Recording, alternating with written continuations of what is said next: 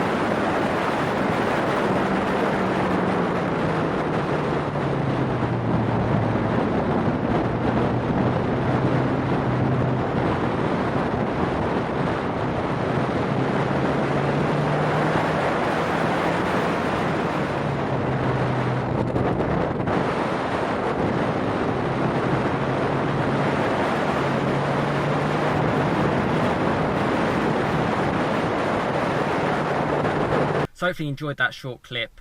Yeah, again, sorry about the sort of like wind noise and stuff like that. Obviously they have a GoPro, it's like a 360-degree camera. What I'll do is, I've said before, I'll release sort of like the full video of it, you know, if you want to know what that little circuit's like, even to get your eye in potentially if you're going, because a lot of it is the learning. You have to go through so much bloody instructions of the track and everything. You're taking a hell of a lot in, and I did feel it was a little bit rushed, to be honest, if just from the way it all is, particularly if you've never been on that sort of circuit, which I hadn't, never driven a car like that either. I was a little bit confused because I thought it would be more in the M2 competition, which was in the three laps that I drove it was awesome. I will do a little separate video, little clip, just what I kind of felt of that as well. As for the open wheel car, it was a great experience. You know, you really feel, you really do start to appreciate what like F1 drivers or just general open wheel racing drivers go through. And it's great, even if you're doing, you know, 0.5% of what they can do, you know, you get to experience it. So it was really great for that.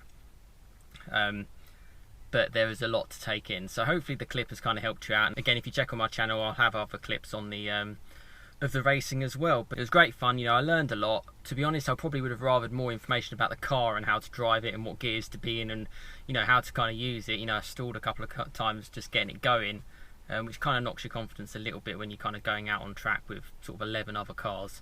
It's not exactly the longest track either. But you know, they had the full setup. They had blue flags, they had black flags, yellow flags, checkered flags. It feels like a proper mini little race experience. So it was really good to sort of try it out. And you know, I'll put a link in the description below just of where you can kind of get it off Silverstone. Again, I get nothing from them, so you know, if you want to check it out, it's just my opinion. It's definitely worth doing.